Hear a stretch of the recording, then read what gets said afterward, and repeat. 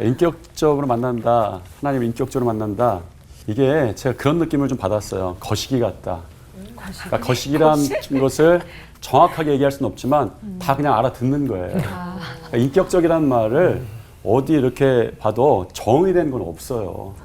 다 찾아봐도 다 다른 이야기인데 이상하게 공통적으로 모이는 데는 좀 있습니다. 하나님을 인격적으로 만난다라는 말을 좀 찾아봤더니 정확하게 규정된 정의는 없지만 우리 가운데 몇 가지 쓰이는 용례들이 좀 있는 것 같아요. 우선은 살아계신 예수 그리스도의 만남을 뜻할 때 인격적으로 만났다 이렇게 표현하는 것을 제가 좀 보았고요. 또 1대1로 만난다. 대중적으로 만나는 게 아니라 1대1로 만났다 그럴 때 인격적으로 만난다 이런 표현을 좀 쓴 것 같고 또 마지막으로는 예수님이 우리 안에 거하시는 것이 믿어져야 그러니까 우리 삶에 나타나져야 인격적으로 만난다 이렇게 이야기를 하는 것 같습니다. 이런 생각들이 거시기처럼 우리한테 그냥 좀 들어올 때가 많은 것 같아요. 다 맞는 것 같습니다. 저도 그렇게 생각을 합니다. 그런데 우리가 이것부터 알아야 되죠. 하나님을 인격적으로 만난다는 것은 사실은 말도 안 되는 것이라는 생각이 들었습니다. 인격이 뭐죠? 여기 목사님 말씀하셨는데 저는 또 거시기같이 좀 다른 의미로 좀 생각했어요. 사람으로의 품격으로 인격적으로 만난다 그럴 때 하나님께서 그렇게도 만나시는구나. 그러니까 사람으로서 만나거나 사람으로 품격으로 만나거나 이건 사실 말도 안 되죠. 너무 황망한 이야기입니다. 하나님 나 사람으로 만나겠습니다. 나 사람의 품격 갖고 만나겠습니다. 라고 말하는 거나 마찬가지예요. 그런데 이게 굉장히 저는 개인적으로 황망한 일이다 생각하는데 놀랍게도 그것이 가능하죠. 우리가 하나님과 인격적으로 만난다, 예수님과 인격적으로 만난다 말할 때에 그 이유는 단 한 가지밖에 없습니다. 하나님께서 인간으로 오셨어요. 그것이 성육신 사건입니다. 하나님께서 인간과 만나시기 위해서 인간의 자리로 내려오신 거예요. 그래서 사실 하나님을 인격적으로 만난다라는 말은 인간이 가져야 되는 품격으로 하나님을 만난다 이런 말이 아니라 내가 성육신하신 예수님을 만났는가 이런 질문일 수도 있겠다라고 생각합니다. 하나님을 성육신하신 예수님으로 만나고 삶에서 만나고 1대1로도 만나는가 이런 생각이 좀 들었습니다. 성육신하신 목적이 무엇인가? 우선은 우리의 삶의 자리에 들어오신 것이죠. 그러면 우리가 그분이 계실 자리를 우리 삶에서 내어놓아야 된다. 이것이 인격적인 만남의 자리인 것 같아요. 그래서 대개의 경우에 인격적으로 만난다 그럴 때 교회에서 만났다고 했을 때는 하나님 인격적으로 만났다 이런 표현보다 나의 삶에서 개인적으로 만날 때 인격적으로 만난다 이런 표현을 좀 하는 것 같습니다. 그래서 인격적으로 만난다는 것은 우리의 삶의 자리에 예수님이 어떻게 드러나고 계시는가 반드시 이런 질문들이 따라오는 거예요. 그래서 우리가 다 저 사람은 하나님 인격적 못 만나서 그러면 저 사람의 삶의 자리에 성육신한 예수님이 안 드러나는 거예요. 그런 경우가 굉장히 많습니다. 사실 인격적으로 만나지 못하는 사람들의 가장 큰 특징은 하나님을 사실은 잘 몰라요. 히브리어로 야다라는 말이 있습니다. 알다라는 뜻이에요. 하나님에 대해서 야다라는 말을 쓸 때의 뜻이 하나님께서 사람에 대해서 야다, 알다 뜻할 때 정확하게 문자적으로 표현하면 인격적이고 친숙한 관계로 만나다. 그러니까 하나님이 우리를 안다 말씀하실 때는 그때는 인격적으로 친숙하게 만나는 것이죠. 그래서 그렇게 다가오신 하나님을 우리도 그렇게 알게 됩니다. 사실 하나님을 인격적으로 만난다는 것, 이 주제 가지고 제가 말씀 묵상하면서 좀 엉뚱할지 몰라도 저는 선지자 요나가 처음 떠올랐습니다. 요나가 어떤 선지자였죠? 큰 풍랑이 있는 바다에서 그 위급한 순간에 나는 하나님을 경외하는 사람입니다. 자기 스스로 소개할 정도로 사실은 그가 하나님을 경외하는 사람이었어요. 어쩌면 그래서 그에게 하나님의 말씀이 임하였다는 말로 요나서가 시작하는 것은 어쩌면 당연합니다. 하나님을 경외하는 자였기 때문에 하나님의 말씀이 임하죠.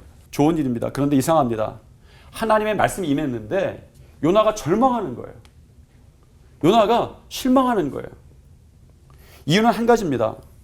하나님의 임하신 말씀 가운데에 하나님의 선하심 때문에 그 말씀 가운데 임하신 하나님 선하심 때문에 요나가 절망한 거예요. 요나서를 읽어보면 그렇습니다. 니느웨를 멸망시키지 않으려는 하나님을 선하심을 만났어요. 하나님을 경외했는지는 모르겠지만 선한 하나님과 선한 하나님의 말씀이 그 삶의 자리에 들어올 자리가 없었습니다. 이상했고 실망했습니다. 자기 생각과는 좀 달랐죠. 그래서 하나님의 얼굴을 피해서 도망까지 갑니다. 뒤에 보면 싫어하고 화를 내는 거예요. 저는 이것이 우리에게 비슷하게 나타나는 일이다 이런 생각이 듭니다. 하나님을 경외하지만 세상에서는 사실 내 생각대로 살려고 하고 내 고집대로 살려고 하는 거예요. 그럴 때 하나님의 선하신 인격도 못 만나는 것이고 하나님을 알지도 못하는 거예요. 하나님을 경외하지만 하나님의 뜻으로부터 도망갈 때가 많습니다. 그러니까 인격적으로 하나님을 만나지 못했다라는 사람이 하나님을 경외하지 않았다라는 것이 아니라 세상에서는 삶에서는 하나님의 뜻으로부터 도망하는 사람, 이런 사람을 인격적으로 만나지 못했다 이렇게 뜻하는 것 같습니다. 예수님께서는 우리를 만나시기 위해서 이 땅에 오셨습니다. 인격적인 만남이 시작된 것이죠. 우리도 삶에 오신 예수님을 만나야 합니다. 그래야 예수님을 정말 알고 정말 우리를 향하신 뜻도 알고 이 땅을 향하신 하나님의 뜻도 알고 하나님을 알게 되는 거예요. 그래서 여러분의 인격적인 만남 가운데에 하나님을 경외하는 것과 더불어 하나님을 알게 되는, 하나님을 많이 풍성하게 알게 되는 그런 만남들이 여러분 가운데 이루어지기를 축원합니다. 기도하겠습니다. 하나님, 우리의 삶의 자리에서도 그 자리를 내어드리는 결단이 시작되게 하시옵소서. 예수님 이름으로 기도드립니다. 아멘. 아멘. 하나님이 우리를 인격적으로 대하시는 결정적 증거가 자유의지 같거든요. 때로는 왜 자유의지를 주셔서 헤매게 하시지 싶기도 하지만 그만큼 우리를 존중해 주신다는 그런 의미겠죠, 전철 목사님. 근데 저는 이제 아주 일면인데 이런 생각을 좀 지금 들었어요. 하나님께서 우리와 화목하고 싶으셔서 그렇게 했다. 이런 생각이 들었습니다. 왜냐하면 제가 하나님이라고 생각을 한번 해봤어요. 저의 집도 제 거고 제가 돈도 제가 벌고 우리 자녀들한테 입히는 것도 제가 다 사주는 거예요. 내가 다 해주는 거예요. 자녀가 저기 말을 안 들어요. 그럼 제가 이건 다 내 거니까 너 말 안 들으려면 집 나가. 그러면 애가 무서워서 나 이거 다 아빠 겁니다. 다 아빠가 버는 돈입니다. 그래서 아빠 밑에서 잘 생활할 것이냐? 그렇지 않지. 그때부터 아빠와 자녀 간에 화목이 좀 깨지는 거죠. 하나님께서는 강권적으로 야, 너 교회 다니고 너 여기서 기도하고 이런 생각 품어 자꾸 뭐 징계도 주시고 할 때 우리가 그 가운데 기쁨을 누리고 하나님 참 좋으신 분이고 아버지입니다 라고 고백하기보다 하나님과의 관계가 더 멀어질 수 있겠다. 이건 제 개인적인 생각입니다. 근데 이제 자유의지라는 건 그런 거예요. 우리 자유의지를 설명할 때, 신학교에 설명할 때, 또 우리 목사님 설교할 때 요거랑은 좀 틀려요. 뭐 예를 들면 구원이 있는데 하나님 50, 인간 50해서 구원이 되냐, 100이 돼서 구원하냐, 그건 절대로 아닙니다. 하나님 100, 인간 100이에요. 참 이해하기 어렵죠? 저는 이렇게 한번 이야기하고 싶어요. 하나님께서 온전히 식탁을 온전히 다 차리셨어요. 우리의 도움 하나도 안 받으시고 우리에게 먹으라고 식탁을 차리셨습니다. 그런데 우리의 도움은 하나도 안 들어갔지만 우리가 해야 되는 것이 있어요. 이걸 먹느냐 마느냐. 구원은 우리에게 온전히 다 하나님께서 베푸신 거예요. 인간의 노력이 아니라.